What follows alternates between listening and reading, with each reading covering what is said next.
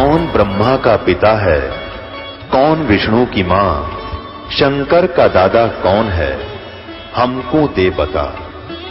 ये जानने के लिए कृपया सुनिए।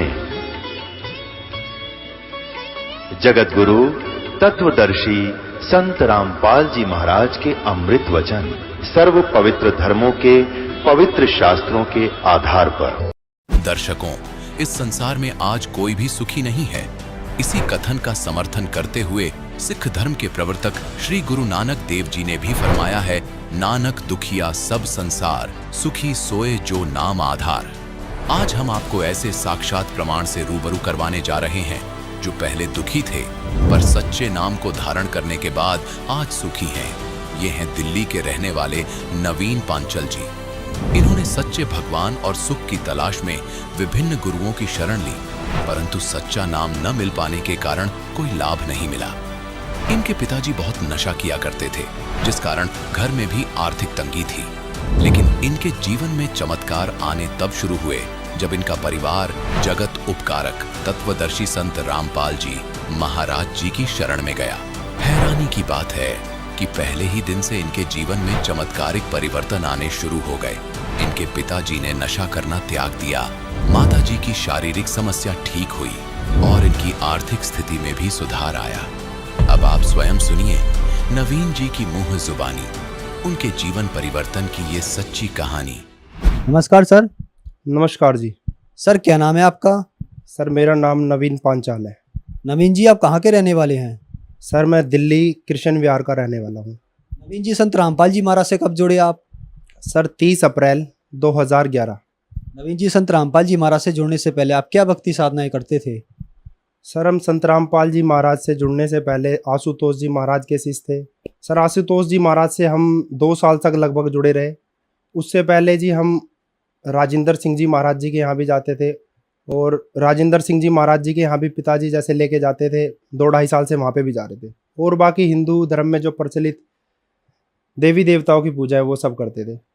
सर आपने बताया कि आप आशुतोष जी महाराज के साथ 2 साल से जुड़े रहे, फिर आप राजेंद्र सिंह जी से जुड़े, तो फिर आप संत रामपाल जी महाराज की शरण में कैसे आए?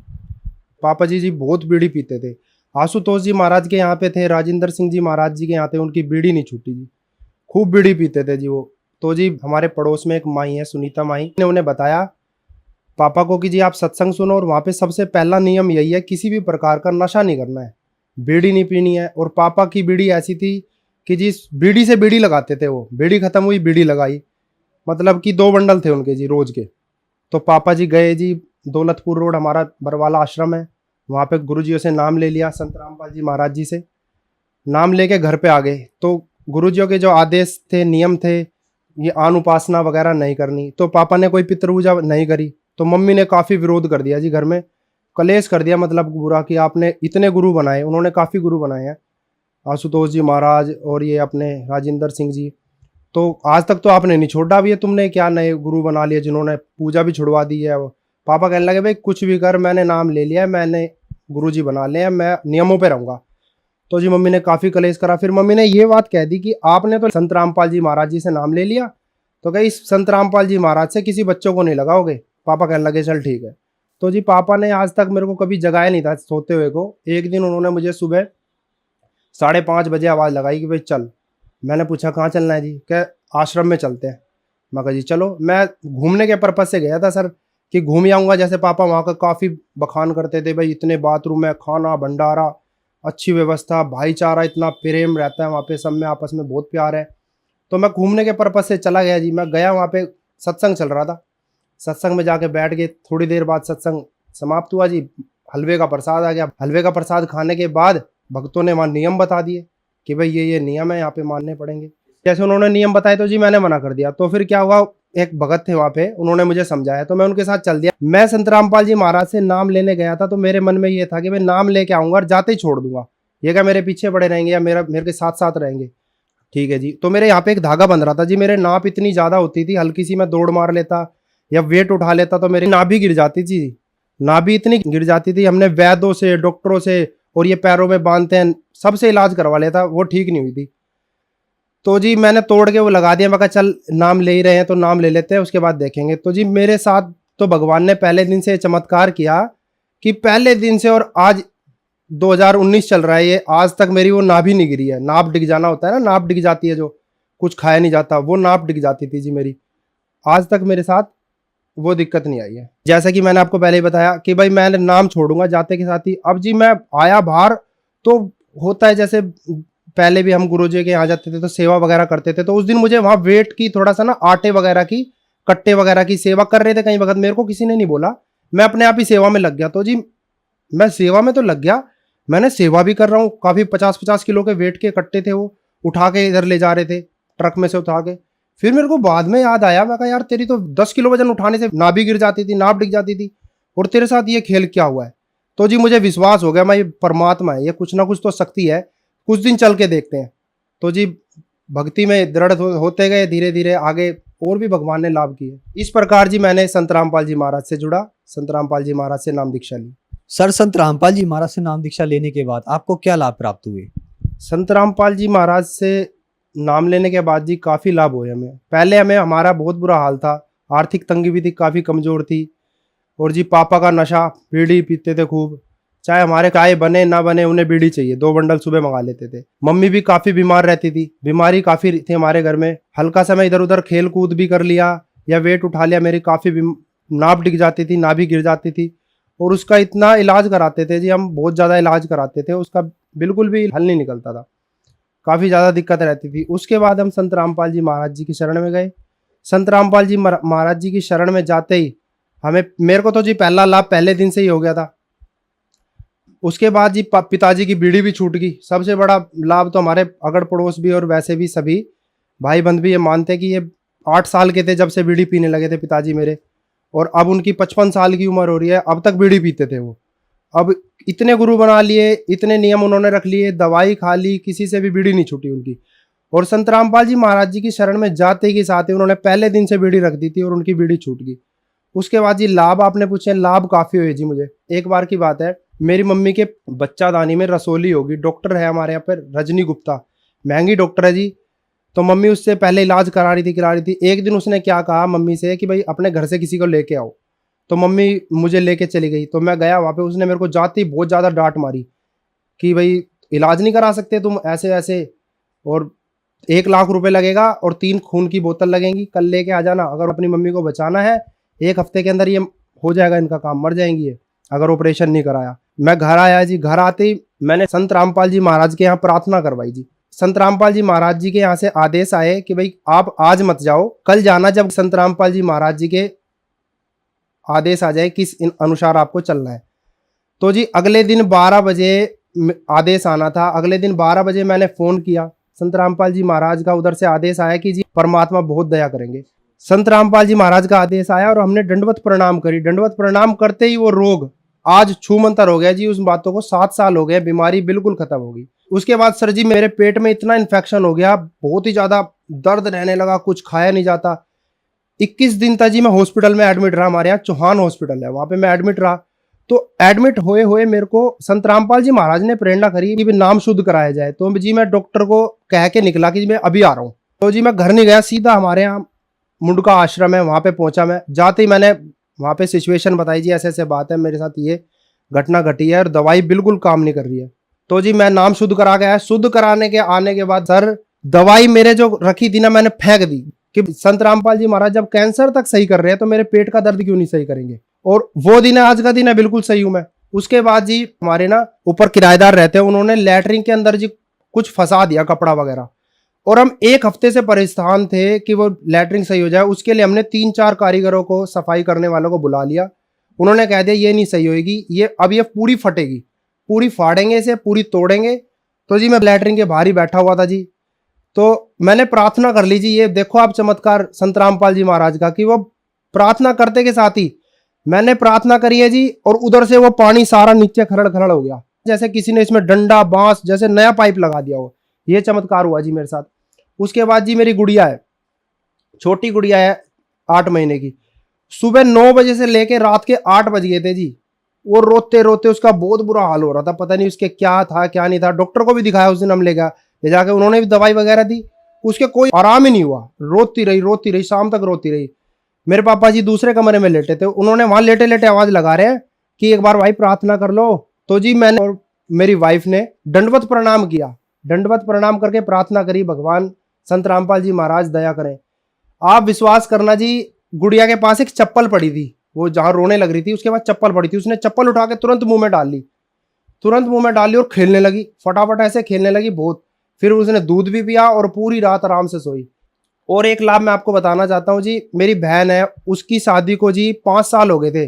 5 साल में उसकी सास ने उसे बांझ कहना शुरू कर दिया था कि ये बांझ है, उसके कोई बच्चा नहीं हो रहा था जी। और इतने डॉक्टरों को हमने दिखा लिया था जी, पूरे डॉक्टर कहीं छोड़े ही नहीं थे, हर जगह इलाज करा लिया था, उन्होंने सब ने कह दिया था कि ये कभी मां नहीं बन सकती। तो हमारे साथ जब ऐसी अनहोनी की भगवान ने, संत रामपाल जी महाराज ने, तो हमने उसके आगे भी जिक्र करा कि बहन ऐसे ऐसे नाम लो आप और प्रार्थना करो, आपको भी भगवान दया करेंगे। तो आप यकीन मानना जी, नाम लेने के 10 महीने 15 दिन में उसके एक पुत्र हुआ है जी, और उस पुत्र का नाम संत रामपाल जी महाराज ने साहिल दास रखा है। संत रामपाल जी महाराज की दी हुई आत्मा है जी, ये अपने कोटे से दी उन्होंने आत्मा, नहीं तो उस बहन के कभी होना ही नहीं था। उन्हें मैं कहूँ जी, आपको 25 डॉक्टरों ने उसे नील बता दिया था कि ये कभी मां ही नहीं बन सकती। सर, संत रामपाल जी महाराज से नाम दीक्षा लेने के बाद आपको बहुत सारे लाभ प्राप्त हुए। यहाँ एक विचारणीय विषय है, आपने बताया कि पहले आपके पिताजी आशुतोष जी महाराज के पास गए और राजेंद्र सिंह जी महाराज के पास गए। आप लोगों ने बहुत सारे गुरु बनाए, ना तो आपके पापा का नशा छूटा और ना आपकी दिक्कतें दूर हुई। फिर आप लोगों ने संत रामपाल जी महाराज से नाम दीक्षा ली और आपकी ये सारी समस्याएं ठीक हो गई। और आपने बताया कि आपकी बहन के 5 साल से संतान नहीं थी, तो संत रामपाल जी महाराज से नाम दीक्षा लेने के बाद उनको संतान हुई। तो ऐसा कैसे संभव हो रहा है? पहले आप चारों दिशाओं में घूमते हैं, सभी देवी देवताओं के पास जाते हैं और गुरु भी बनाते हैं, आप वहां से ठीक नहीं हो पाते और संत रामपाल जी महाराज से ठीक हो जाते हैं, ये क्या कारण है? ये सबसे बड़ा कारण है जी सत भक्ति का, कि जो हम पहले भक्ति कर रहे थे जी, वो आन उपासना कर रहे थे। अब संत रामपाल जी महाराज जी ने हमें जो मंत्र दिए हैं वो सारे हमारे वेदों से, हमारे ग्रंथ से मैच खाते हैं जी। जो सत भक्ति आप करोगे तो लाभ मिलेगा, सत भक्ति नहीं करोगे, उसके अपोजिट चलोगे तो लाभ नहीं मिलना। तो ये सारा खेल जी संत रामपाल जी महाराज ने जो हमें भक्ति बताई है, नियम बताए हैं, मर्यादा बताई है, और वेदों में प्रमाणित है जो भक्ति, उस भक्ति के कारण ये सारा लाभ मिल रहा है जी। सर, यहाँ पे एक और विचारणीय विषय है कि लोग ये कहते हैं कि संत रामपाल जी महाराज देवी देवताओं की और ब्रह्मा विष्णु महेश की इस तरह की पूजाएं छुड़वाते हैं, क्या ये बात सही है? ये बात बिल्कुल गलत है जी। संत रामपाल जी महाराज तो खुद कहते हैं कि जी वो यहाँ के प्रधान है। संत रामपाल जी महाराज जी ब्रह्मा विष्णु महेश की भक्ति छुड़वाते नहीं है, बल्कि भक्ति बताते हैं कि इस तरीके से भक्ति करो, इस तरीके से आपको लाभ देंगे। सर, जो श्रद्धालु आज आपको देख रहे हैं, आप उन्हें क्या संदेश देना चाहेंगे? सर, जो भक्तजन आज मेरे को सुन रहे हैं मीडिया के माध्यम से, मैं आपसे हाथ जोड़ के प्रार्थना करना चाहता हूँ। संत रामपाल जी महाराज के रूप में पूर्ण परमात्मा आए हुए हैं। आप संत रामपाल जी महाराज जी का सत्संग सुने, रोज सत्संग आता है इस चैनल पे, आप प्रतिदिन सत्संग सुनना शुरू करें। उसके नीचे हेडलाइन चलती है, उससे आप बुक भी मंगा सकते हैं। संत रामपाल जी महाराज का आप ज्ञान देखें, मैच करें अपने वेदों से, गीता जी से। जो संत रामपाल जी महाराज बता रहे हैं वो शास्त्रों के अनुसार भक्ति बता रहे हैं। उस पे फोन नंबर आते हैं, उस फोन नंबर से आप फोन करके संत रामपाल जी महाराज से नाम उपदेश प्राप्त कर सकते हैं। आपके आसपास के हर जिले में संत रामपाल जी महाराज ने नामदान केंद्र खोले हुए हैं, फोन करके आप पता कर सकते हैं। धन्यवाद सर। धन्यवाद जी। अब जगत गुरु तत्वदर्शी संत रामपाल जी महाराज जी के सत्संग के माध्यम से उस अद्वितीय आध्यात्मिक ज्ञान के बारे में जानते हैं, जिसके माध्यम से आप भी प्राप्त कर सकते हैं ऐसे आध्यात्मिक, मानसिक और भौतिक सुख जो अभी तक आपने सिर्फ मीराबाई, ध्रुव, प्रहलाद जैसे कुछ ही भक्तों की जीवन कथा में सुने होंगे। अब सुनिए तत्वदर्शी संत के संग शास्त्र अनुकूल भक्ति सत्संग, ऐसा अद्वितीय आध्यात्मिक ज्ञान जिसका है सर्वधर्मों के पवित्र शास्त्रों में प्रमाण। यदि इस ज्ञान से कोई परिचित हो गया और इस नाम भी जिसने दास से प्राप्त कर लिए और वो दुष्ट व्यक्ति स्वयं नाम देने लग जा रही हो, ज्ञान बताना पाप नहीं, ज्ञान बतावे, लेकिन खुद गुरु जो बन जाएगा वो सबसे बड़ा दुश्मन होगा इस मानव समाज का, क्योंकि वो डुप्लीकेट और झूठे लाइसेंस पासपोर्ट बनाओगा तो आगे जाकर दोनों को दुख होगा। उस समय बहुत देर हो चुकी होगी, तो उससे भी बचना है आपने। ये सत्कर मान लेना, इस दास के अतिरिक्त विश्व में ये मंत्र नहीं, ये साधना नहीं। अगर इस दास से लेकर के कोई बागी होकर किसी कोने में बैठकर लोगों को नष्ट करा उनके जीवन को, तो वो दुष्ट इंसान है, उससे बचना है और समझाना है कि ये ठीक नहीं है, उससे बचना है आपको। तो कहने का भाव ये है कि ये साधना करने से आपको मोक्ष होगा।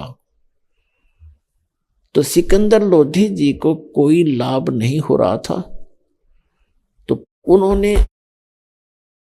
हिंदू धर्मों के जो व्यक्तियों से वो मिले, हिंदू धर्म के जो साधु संत फकीर थे जिनका बहुत बोलबाला था, उनसे भी उन्होंने इलाज करवाया। लेकिन उन्होंने लास्ट में ये कह दिया कि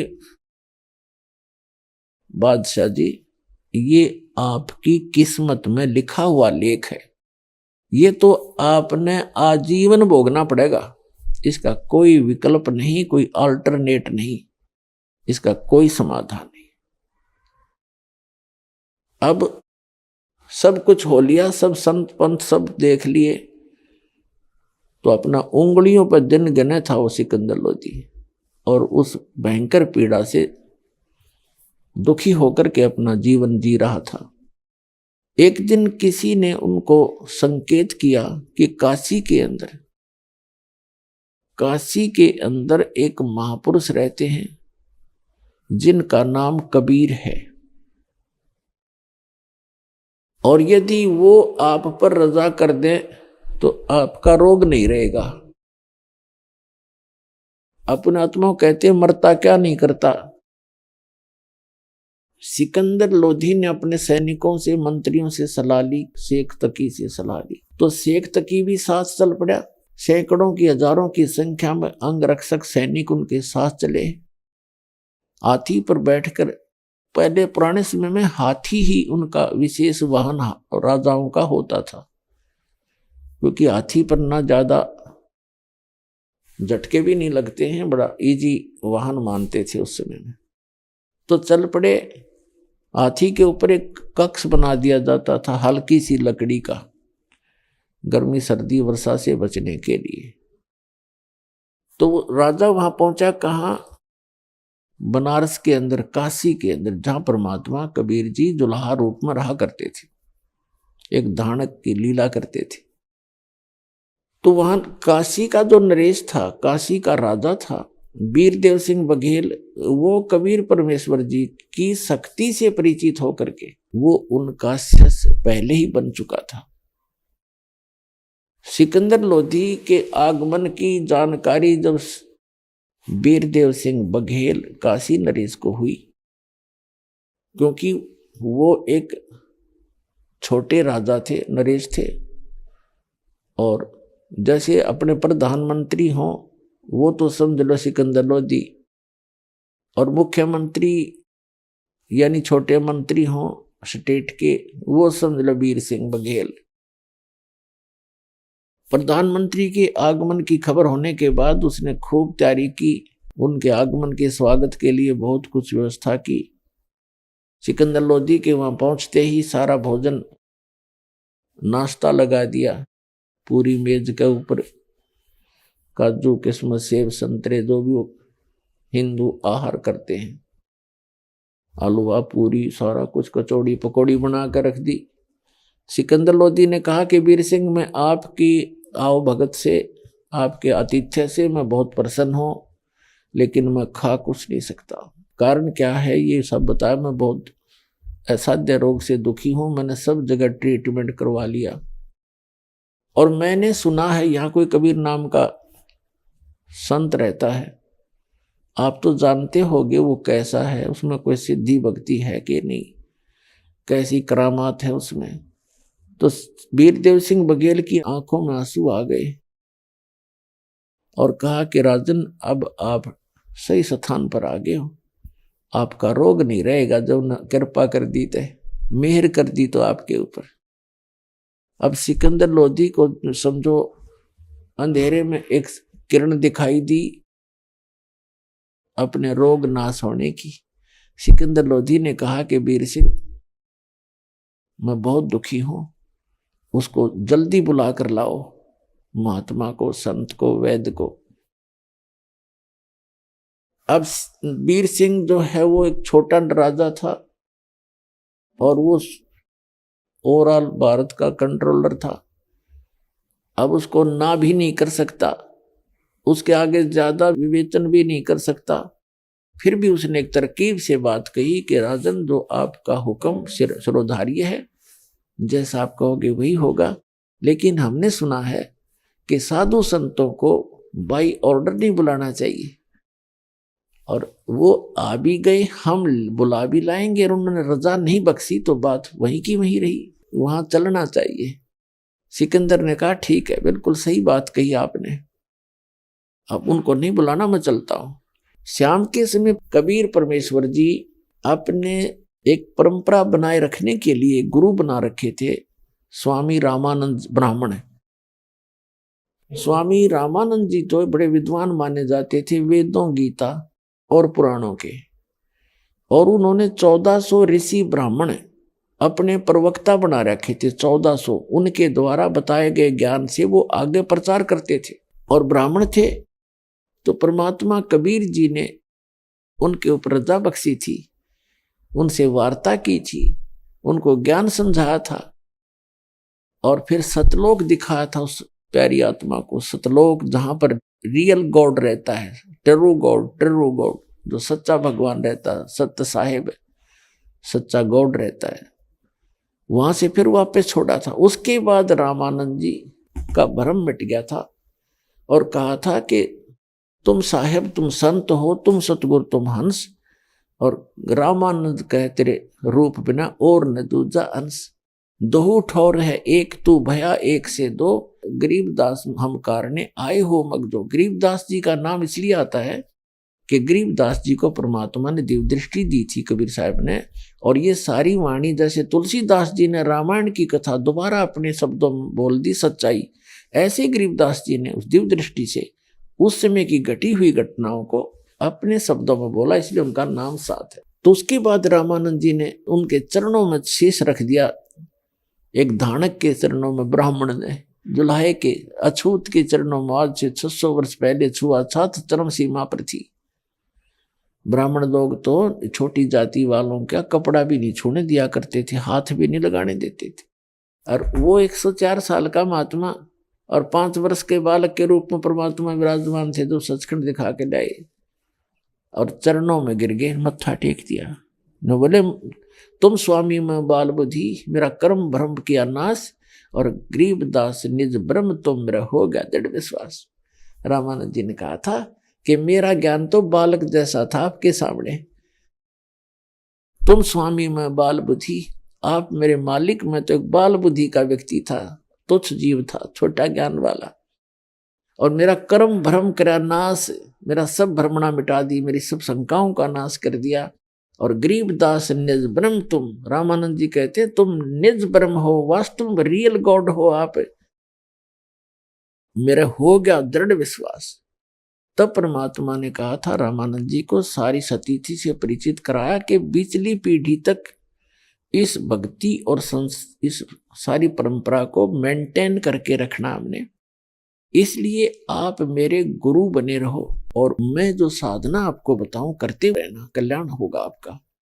तो रामानंद जी बहुत शर्मिंदा हो गए कि मैं भगवान का गुरु बनूं, क्योंकि वो देख चुके थे। तो परमात्मा ने कहा ये मेरा आदेश मान ले तुम, नहीं तो बट्ठा बैठ जाएगा, मेरी सारे मिशन का नाश हो जाएगा। जैसी राधा स्वामी पंथ है, इनके मुखिया का कोई गुरु नहीं, शिवदयाल जी का, और जिस कारण से वो भूत बन गया। जब तक उस पुण्यात्मा के पुण्य चले तो वो परम धनी को आ गया, और जब पुण्य नष्ट हो गए और फिर भूत बनकर अपनी शिष्या बुक्की में बोल रहा है, बैठ गया बट्ठा कति, और उसको परम धनी मानकर करोड़ों व्यक्ति उसके पीछे लग गए। उनका भी जीवन नाश होगा उसी की तरह। उन साधनाओं को करते करते शिवदयाल जी हेड ऑफ द डिपार्टमेंट भूत बन गया, तो साधकों का क्या होगा, अंडरस्टूड है। तो पुण्यात्माओं, अगर कबीर परमात्मा ने उस समय गुरु ना बनाए होता रामानंद जी को, तो आज ये काल का दाव लगा रहता, और ये काल के दूत ये कहते, और ये भोली आत्मा फंसे रह जाते कि कबीर साहब ने कौन सा गुरु बनाया था, वो भी तो परम धनी थे। कबीर साहब इन फैक्ट परम धनी है, वास्तव में परम धनी है, लेकिन उस परम धनी ने भी उस मर्यादा को बनाए रखने के लिए गुरु बनाया, इसलिए कि आने वाले समय में कलयुग के अंदर इन काल के दूतों का दाव ना लग जा और मेरे बच्चों को फिर से ना ये मिसगाइड करके यही रख दे। तो इसलिए रामानंद जी को सख्त हिदायत देनी पड़ी तब परमात्मा ने कि मैं जो कहूँ तेने मानना पड़ेगा। तब रामानंद जी ने आंखों में आंसू भर कह जो आपकी आज्ञा होगी वो करूंगा, लेकिन आत्मा नहीं मान रही मेरी, पर आपकी आज्ञा सिरोधार्य होगी। वो बेसिक गुरु रूप में जनता के रूप में थे, लेकिन रामानंद की आत्मा कैसे मान ले। उसने एक संत, वो तो भगवान देख चुके थे, तुम साहेब तुम संत हो, तुम सतगुरु तुम हंस, और गरीबदास तेरे रूप बिना और नहीं दूजा अंश, और कोई है नहीं संसार में आपके बिना। रामानंद जी के पास परमात्मा नित्य जाया करते थे उनके आश्रम में ब्राह्मण के। उससे पहले ब्राह्मण जो रामानंद जी था वो ब्राह्मणों को ही शिष्य बनाता था, अन्य किसी को दीक्षा नहीं देता था, किसी भी जाति वालों को। जंतर मंतर बता देता था, न्यू कर लो, ऐसे बोल दो, 5 रुपये का वैसे कर दो, वो बता देता था, लेकिन शिष्य नहीं बनाता था। उसके बाद परमात्मा की शरण के कृपा के बाद कबीर साहब ने उसका जो सारा शंका मिटा दी। उसके बाद रविदास जी चमार जाति से, उनके शिष्य हुए रामानंद जी के, और भी बहुत से, जैसे पीपा दास एक राजा हुए हैं राजस्थान के, वो भी उनके शिष्य हुए। तो कहने का भाव ये कि शाम के समय प्रतिदिन आरती में शामिल होने के लिए अपने परंपरागत गुरु के आश्रम में परमात्मा कबीर जी जाया करते थे। दिन में अपना कपड़ा बुनते थे, जुलाई का काम करते थे, और शाम को वहां जाके आरती करते थे इकट्ठे बैठ के। वीरदेव सिंह बघेल जो थे काशी नरेश, उनको पता था कि ये समय उनका रामानंद जी के आश्रम में आने का है, तो सीधे रामानंद जी के आश्रम की ओर चल पड़े राजा को साथ लेकर। रामानंद जी के आश्रम के द्वार के ऊपर एक द्वारपाल खड़े थे, सेवक बैठे थे वहां। वीर सिंह को वो जानते थे कि राजा आ गए हैं, और वीर सिंह को ये पता था कि रामानंद जी जो हैं ये मुसलमानों से नफरत बहुत करते हैं, और सिकंदर लोधी उनके साथ मुसलमान राजा थे। तो समझदारी का कसे काम लिया वीर सिंह ने। वीर सिंह ने कहा उस गेट कीपर से, द्वारपाल से, कि भाई भगत जी, स्वामी जी से आज्ञा लेकर आओ कि सिकंदर लोधी दिल्ली के बादशाह आए हैं, आपका दर्शन करना चाहते हैं, और जब तक कबीर जी आएंगे तब तक वो उसका इंतजार करना चाहते हैं। अब वो द्वारपाल अंदर गया। द्वारपाल अंदर, बाग बगीचा था ही ऐसे, थोड़ी सी साइड में रामानंद जी आसन पर बैठे थे। वहीं शाम का समय, गर्मी का मौसम, वृक्षों के नीचे उनका आसन लगा रखा था। द्वारपाल ने कहा कि जी एक सिकंदर लोधी नाम के दिल्ली के बादशाह आए हैं, साथ में वीर सिंह बघेल भी है, काशी नरेश, और आपका दर्शन करना चाहते हैं।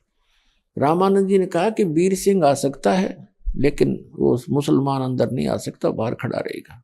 अब उसने आकर के वीर सिंह से सुना दिया फरमान अंदर का कि गुरु जी ने मना कर दिया है कि वो मुसलमानों का दर्शन नहीं करते, और आप जा सकते हैं। अब सिकंदर लोधी ने सोचा ये 2 कौड़ी का महात्मा दिल्ली के बादशाह का, और मुसलमानों से इतनी नफरत करता है, उसी से मैं निकाल ली तलवार और पहुंच गया भीतर। फिर किसी मर्यादा थी, जाके रामानंद जी की गर्दन काट दी, तलवार से कत्ल कर दिया। अब धड़ कहीं गिरा, सिर कहीं गिरा उसका जाके। अब सिकंदर लोधी वापस चल पड़ा कि चल वीर सिंह, आया था समाधान करवाने, ये तो पाप और हो गया, देख मेरे सारे काम उल्टे। अब ये इंसान, ये प्राणी मन के दबाव में आके गलती अवश्य कर देता है, लेकिन बाद में ये बहुत पछताता है। लेकिन तत्व ज्ञान होने के बाद ये पहले सोचने लग जाएगा, बाद की बजाय ये इतना अंतर हो जाएगा। तो सिकंदर लोधी कहने लगा, देख आया था मैं अपना रोग कटाने, और कबीर जी के गुरु का मैंने कत्ल कर दिया, अब वो भी मुझे श्राप देंगे। उनको बड़े पहुंचे हुए बताए हैं। अब उसको ही सारी समझ में आ गई कि बात बिगड़ेगी दूनी। तो वो बाहर निकले उस आश्रम से, उधर से परमात्मा आ गए। कबीर साहब वीरदेव सिंह ने देखा तो वो तो प्रति मिलते थे, दंडवत प्रणाम किया जमीन पर लेटकर सिख वीरदेव सिंह बघेल ने। अब सिकंदर लोधी के मन में ये बात थी कि ये बड़े पहुंचे हुए महात्मा बताए हैं और इनके गुरुजी का कत्ल कर दिया, अरे ये भी सामने फेंट गई, कदे यही तरह काम ना बिगाड़ दे। डर गया वो, और डर के उसने प्रणाम उसने भी कर दिया, चरणों में लेट गया मुकुट समेत। अपने आत्मा ये हैं संत, संतों का कहते हैं एक तीर में कितने शिकार कर दिया परमात्मा ने। कहते हैं जब तक प्राणी जिस भी संत से मिलने जाता है उसमें आधीनी नहीं आवेगी, विनम्रता नहीं आएगी, तो उनका आशीर्वाद भी काम ना करे उसके। अब जैसे आपने हैंडपंप के नीचे टूटी चल रही है पानी की, तो टूटी पानी लेने के लिए लोटे को गिलास को नीचे करना पड़ेगा, और जब उसका ऊपर धर लेगा तो जल उसमें आ नहीं सकता। अति अधीन दीन हो प्राणी, और ताकू कहते हैं वो अकथ कहानी। जब तक आधीनी नहीं आवेगी प्राणी में, तब तक परमात्मा का लाभ उसको मिले नहीं, आशीर्वाद भी काम ना करे सके। संत मिलन को चालिए तज माया अभिमान, और जो कदम आगे रखे ओ है यज्ञ समान। तो ये एक विधान बताया भगवान का। अब परमात्मा ने ये करना था कि जब तक राजा में आदि नहीं आवेगी नहीं, तो मालिक का आशीर्वाद भी काम नहीं करना था। अब उसमें इतनी आदि नहीं आ गई कि उसको उसके जीन मच रही थी, इतना परेशान था, और दंडवत प्रणाम की। परमात्मा ने दोनों के सिर पे हाथ रखा, उन दोनों राजाओं के, और कहा राजाओं, एक गरीब के पास कैसे आगमन हुआ आपका। जो ही हाथ रखा था भगवान ने सिर पे उस सिकंदर लोधी के, उसका रोग नहीं था उस समय, एकदम छू मंतर हो गया और चरण दृढ़ता से पकड़ दिए और बुरी तरह रोने लग गया। नु बोला भगवान माफ कर दो, मुझ पापी को क्षमा कर दो, क्षमा कर दो। परमात्मा ने कहा भी क्षमा कर दिया, उठो, किस काम आए थे। तब उन्होंने कहा कि भगवान लेटे लेटे ने चरण पकड़े पकड़े कहा कि जिस काम के लिए मैं आया था वो तो आपके आशीर्वाद से मैं ठीक हो गया, लेकिन मुझ दुष्ट ने एक बहुत अपराध कर दिया घिनौना, वो अक्षम्य नहीं है। हे परमात्मा उसको भी माफ करो, मुझसे गलती बन गई। हे अल्लाह आप सचमुच अल्लाह अकबर हो, आप सचमुच अल्लाह कबीर हो। तब परमात्मा कबीर जी ने कहा कि बोलो क्या बात है, वो भी माफ कर देंगे। सारी कहानी बताई, लेटे दंडवत किए। परमात्मा ने कहा कि राजन उठो, कोई बात नहीं, माफ कर दिया, लेकिन ये तो तुम्हारा उनका संस्कार था, आपके हाथों उसकी मृत्यु उसके प्रारंभ में थी, हमारे गुरु जी के, मुझे मालूम था, और ये तेरे हाथ से मरना ही था, इसका एंड था। कोई बात नहीं, आप चलो, लेकिन मेरे साथ अंदर चलो और इसका अंतिम संस्कार करा के जाना, नहीं तो लोग कहेंगे राजा ने अच्छा नहीं किया। अब सिकंदर लोधी इतना खुश होया कि भगवान ये सचमुच संत तो ये है, इतना कुछ देखकर भी मुझे बद्दुआ नहीं दी, मुझे दुराशीष नहीं दिया, और फिर भी कितना प्यार से कह रहा कि आ जाओ, कोई बात नहीं, होना था सो हो गया। कबीर साहब आगे चले गए, वो पीछे से दोनों राजा आपस में बातें करते आते हैं। सिकंदर कहता है कि वीर सिंह भाई संत देखे, ओए मैं तो कति स्वस्थ हो गया, देखे मेरे तो आग लगी पड़ी थी और मैं बिल्कुल ठीक हो गया, और मैंने इतना कुछ कर दिया, इसके मन में कोई सिकन नहीं। तब वीर सिंह ने कहा था कि राजन अभी तो ट्रेलर देखा आपने, इसका इस परमपिता का ट्रेलर है, तो आगे देखना आप क्या क्या करते हैं तेरे लिए। तो आगे मन में सोच रहे थे वो कि ये तो एक ट्रेलर है इस परमपिता का। तो जो ही आगे गए कबीर जी, तो वहां आश्रम के जितने भी भक्त थे वो दौड़े दौड़े आए और कहा कबीर जी अपने गुरु जी का कत्ल कर दिया सिकंदर राजा ने, मुसलमान ने। तो पुण्यात्माओं वहां एक जुल्म हो जाना था, हिंदू और मुसलमानों की आपस में कट मरना था। तो परमात्मा ने उस कहर को टाला, रामानंद जी का शरीर 2 हिस्सों में पड़ा था, धड़ अलग से, शीश अलग से, और उस पे कपड़ा डाल रखा था, खून बह रहा था। परमात्मा ने, कबीर जी ने जाके रामानंद जी के चरणों में दंडवत प्रणाम किया और बैठ के और कहा, गुरुदेव, चरण छू कर कहा, गुरुदेव उठना, एक बार आरती का समय हो गया है, आरती करेंगे, सब भक्त आपका इंतजार कर रहे हैं। इतना ही कहा था कि अपने आप सिर वहां से उठकर और धड़ पे आके लग गया। रामानंद जी राम राम कहते हुए बैठ के, बोलो सतगुरुदेव।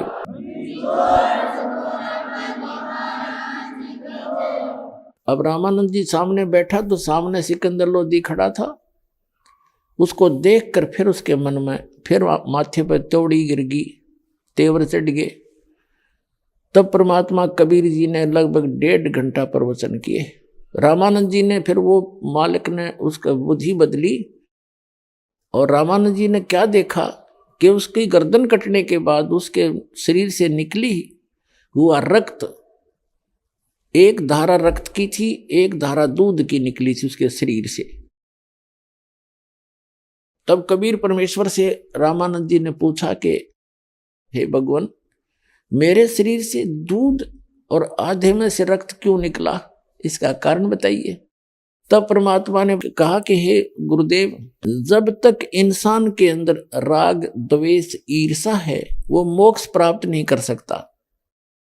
पहले आप नफरत करते थे, ब्राह्मण के अतिरिक्त अन्य किसी को दीक्षा नहीं देते थे और ना ही उनको अच्छा समझते थे, उनको अपने से तुम हे समझते थे, निकम्मा समझते थे। लेकिन आपने वो तो दया बख्श दी, आप सभी को उपदेश देने लगे, दीक्षा देने लगे। आपने हिंदू समाज के सभी अछूतों को भी साथ ले लिया। लेकिन अभी भी आप मुसलमानों को दूसरा समझते हो, इनको निकम्मा समझते हो। निकम्मा कर्म है, धर्म निकम्मा नहीं है। और जब तक आप ऐसे रहोगे आप मोक्ष प्राप्ति नहीं कर सकते। आप हिंदू और मुसलमान को 2 मानते हो, एक पिता की संतान है, एक घर से आए हैं, यहाँ हम अज्ञानता से अलग अलग बन गए, आप उसको और दरार पैदा कर रहे हो। संतों का काम मिटाना होता है, उसको चौड़ा करना नहीं होता।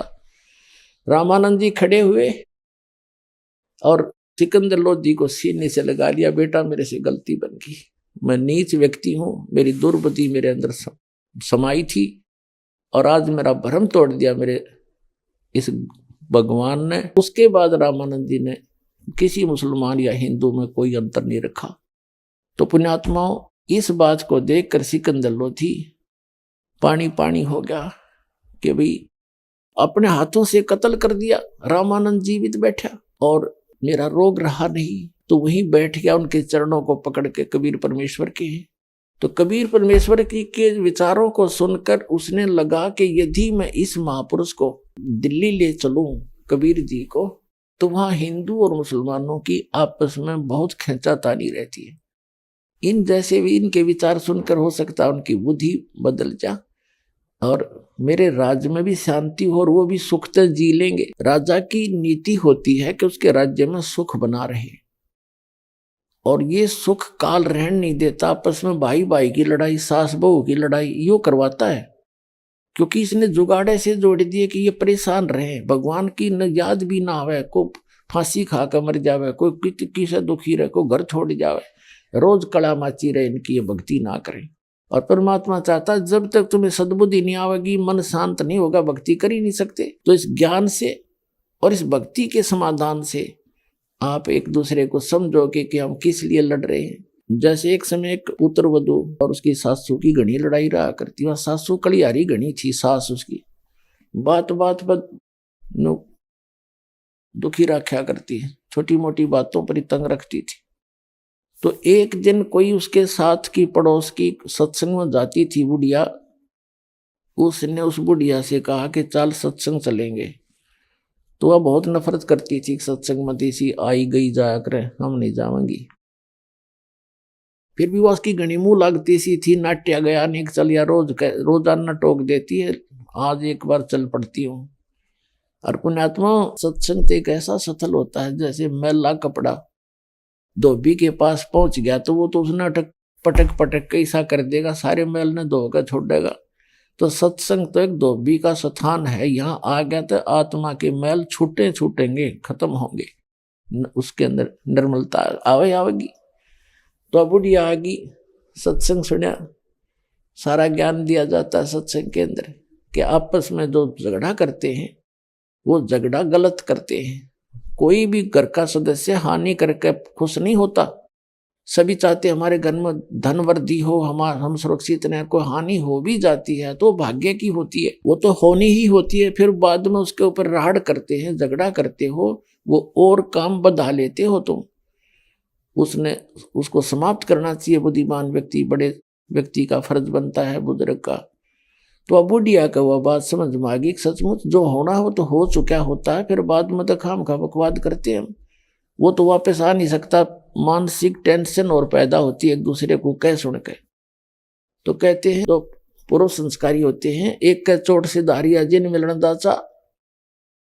तो बुढ़िया सत्संग में जान लाएगी और घर की कला कम होगी। कलह एक दिन क्या हुआ कि वो पुत्र वधू भैंस का दूध निकाल के छत के ऊपर कड़ा टांग दिया करते, लंबा सरिया मोड़ कर उसमें दूध टांग देती थी कुत्ते और बिल्ली से बचाव के लिए, जब तक वो उसको गर्म ना रखती। तो वो ध्यान उसका रहा नहीं, दूसरी साइड से उसने बाल्टी टांगनी चाहिए, वो कड़ा टंगा नहीं उस कुंडे में, बाल्टी का हैंडल, और उसने सोचा टंग गया, उसने छोड़ दिया, वो सारा गिर गया, सारे फर्श पे फैल गया, कच्चे पे। अब उस पुत्र वधू को, उसकी लड़के की बहू को पता था कि बुढ़ियाई शुरू होगी और 36 तो आप गाड़ देगी, और फिर इसका लड़का होगा, उसने सिखावेगी, समझावेगी, फिर वो पीटेगा।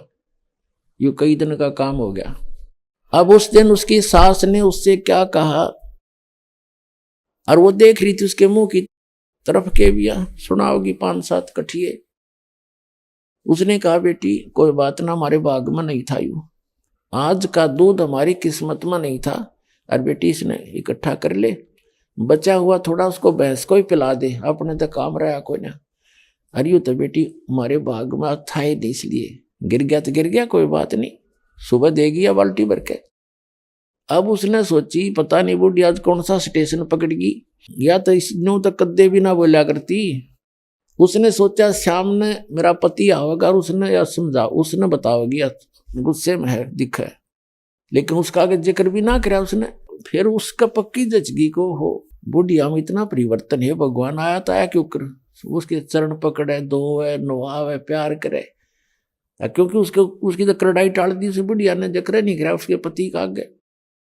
तो वो कितना प्रेम बन गया उनमें। फिर उसने कहा बेटी तू भी सत्संग में चला कर। तो पुण्यात्माओं इस प्रकार है, जो नुकसान होना है वो तो हो चुका होता है, फिर वो उसको धमका रहा है, उसने खुरका रहा है, तूने नौ कर दिया, ऐसे कर दिया, वो काम का एक बकवाद है। जो होना था हो गया, आगे सावधानी बरते, इतनी सी बात होती, कोई बात ना जो। लेकिन अब वो राजा चाहता था कि एक बार ये ऐसा ज्ञान दे रहे हैं कि हिंदू और मुसलमान तुम दो मानते हो, है भले पुरुषो, उस परमात्मा के घर से आए हो, तुम एक हो, और परमात्मा पाने के लिए तुम अलग अलग बटे हो। इस ज्ञान को समझकर फिर एक हो जाओगे, इसमें क्या बड़ी बात है। भक्ति करोगे तो पीछा छूटेगा, हिंदू मुसलमान सिख ईसाई बनने से पीछा नहीं छूटेगा। जो सच साधना करेगा, चाहे हिंदू करो, चाहे मुसलमान, सिख करो, चाहे ईसाई, उसका कल्याण होगा, नहीं तो नहीं होगा। और वो साधना परमात्मा लेकर आए थे, वो ही आकर बताते हैं आज इस कलयुग में ये समय है, वो निर्धारित समय है कलयुग का, बिजली पीढ़ी का। तो अब वो साधना दास को प्राप्त है, उस स्पेशल दी है उस परम पिता ने आपके उद्धार के लिए, पूरे विश्व के कल्याण के लिए।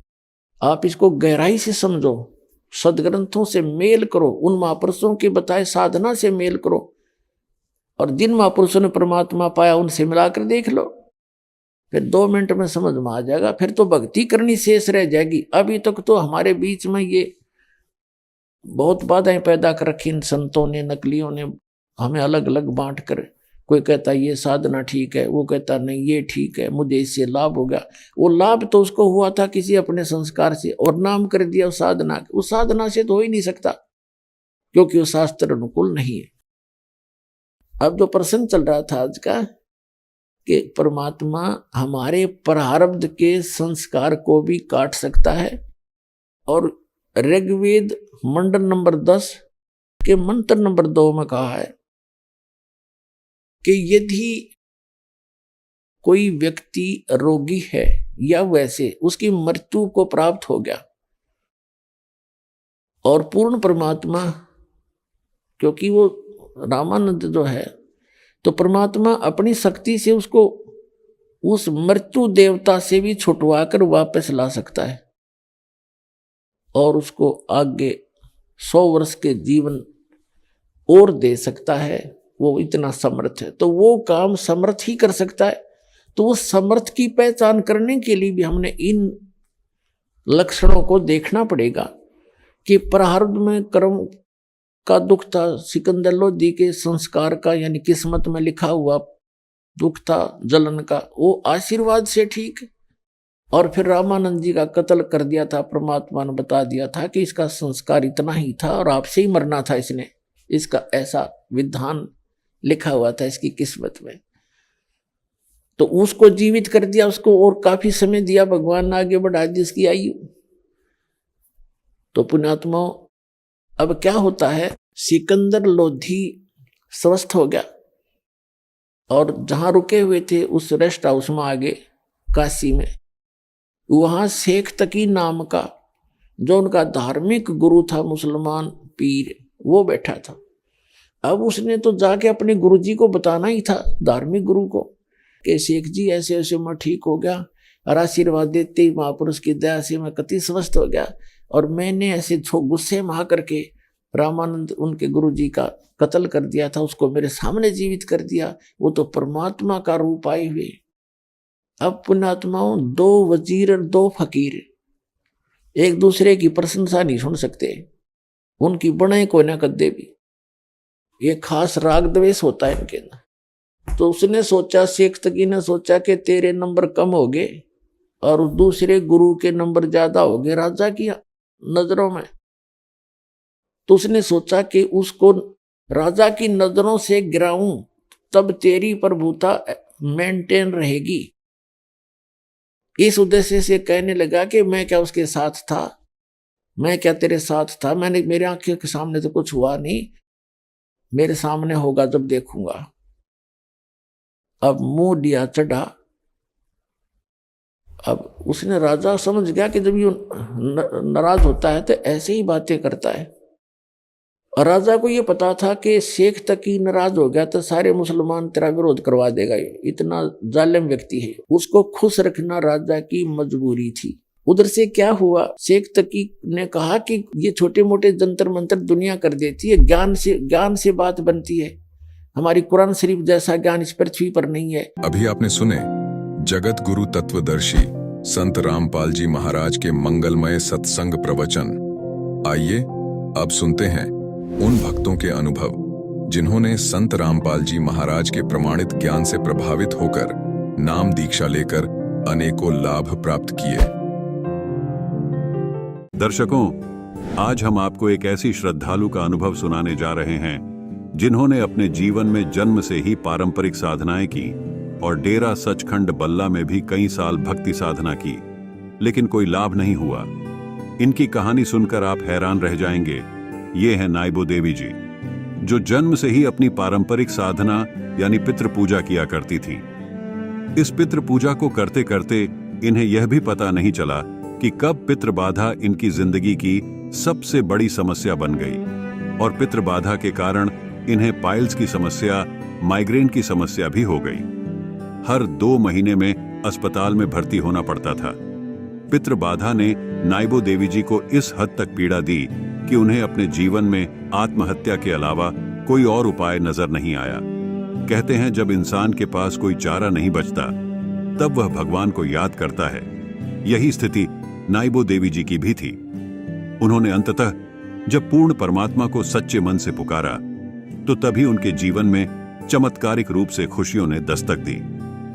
संत रामपाल जी महाराज से नाम दीक्षा लेते ही उनके जीवन से शारीरिक समस्या और पितृ बाधा की समस्याएं जड़ से खत्म हो गईं और उनके जीवन में खुशहाली ही खुशहाली छा गई।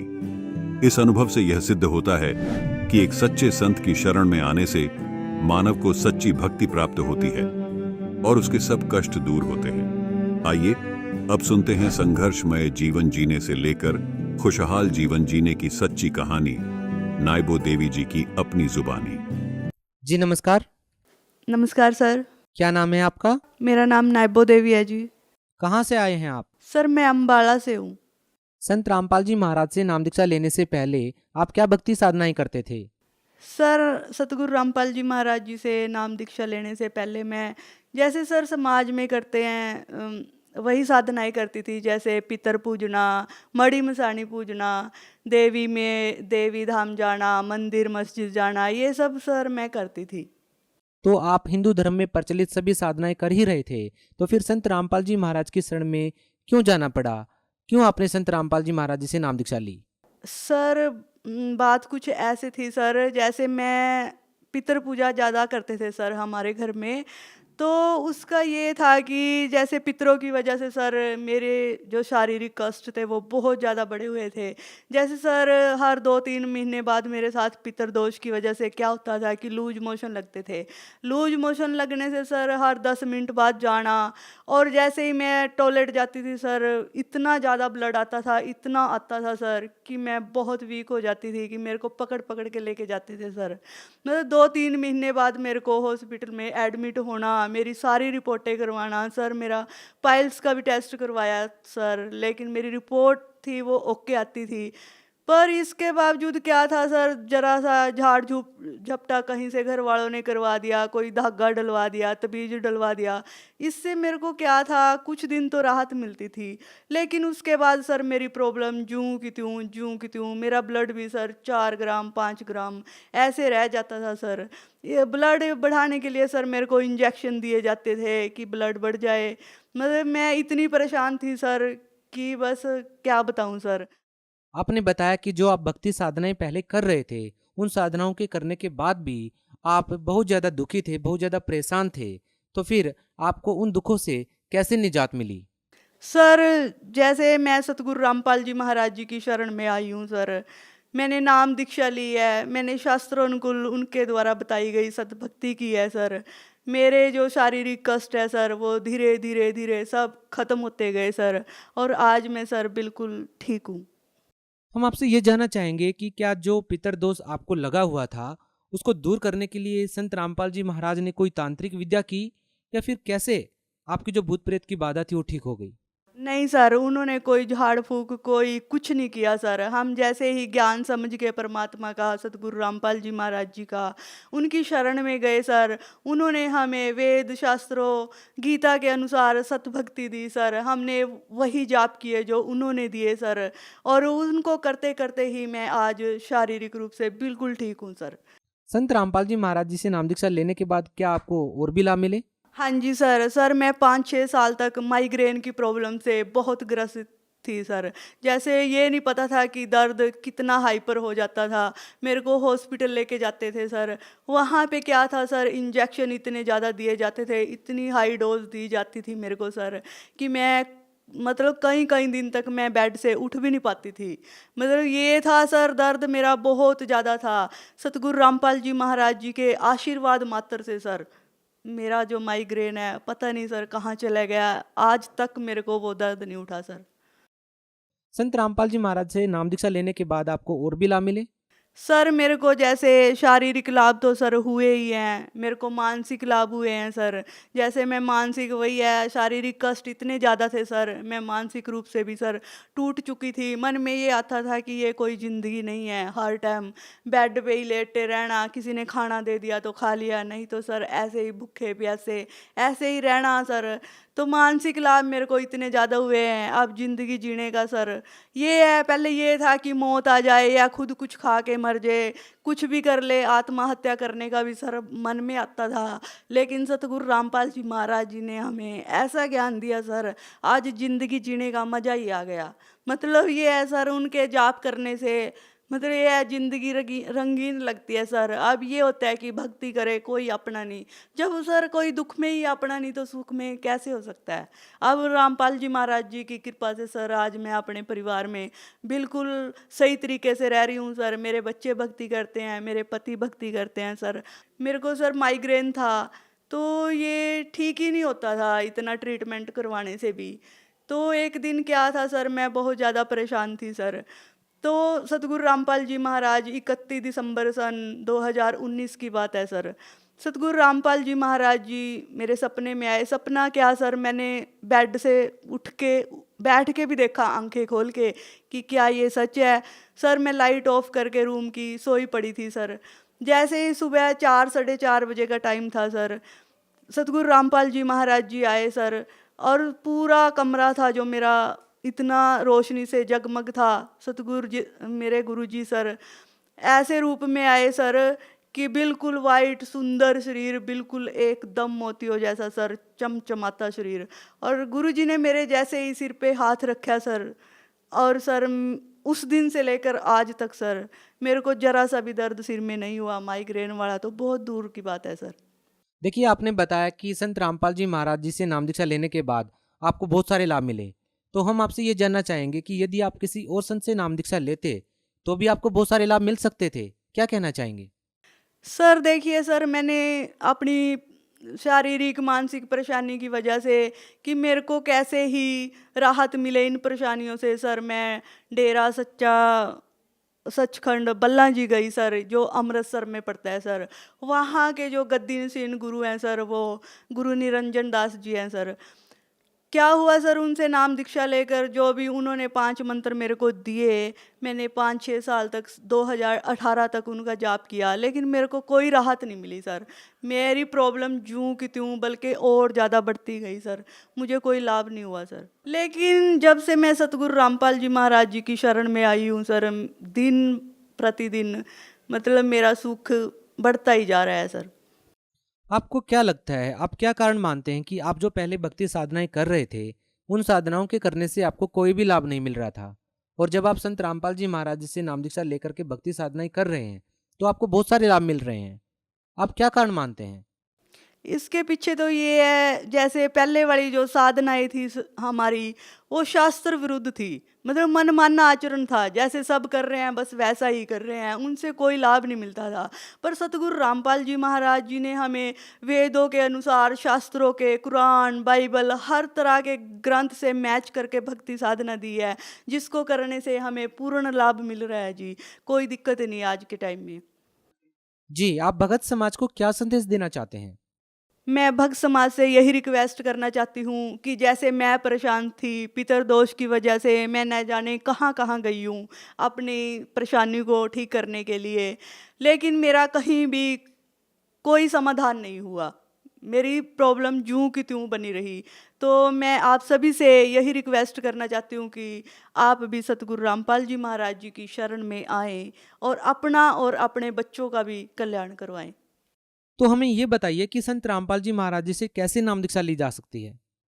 सतगुरु रामपाल जी महाराज जी से नाम दीक्षा लेने के लिए आप सोशल मीडिया प्लेटफॉर्म पर जगत गुरु तत्वदर्शी संत रामपाल जी महाराज जी सर्च करके उसके नीचे जो सत्संगें आती हैं उन पे नंबर दिए गए हैं, वहाँ पर आप कांटेक्ट करिए। और वहाँ कांटेक्ट करने पर आपको आपका नज़दीकी नामदान केंद्र बता दिया जाएगा। आप आसानी से वहाँ जाकर सतगुरु रामपाल जी महाराज जी से नाम दीक्षा ले सकते हैं। बहुत बहुत धन्यवाद। सत साहिब जी।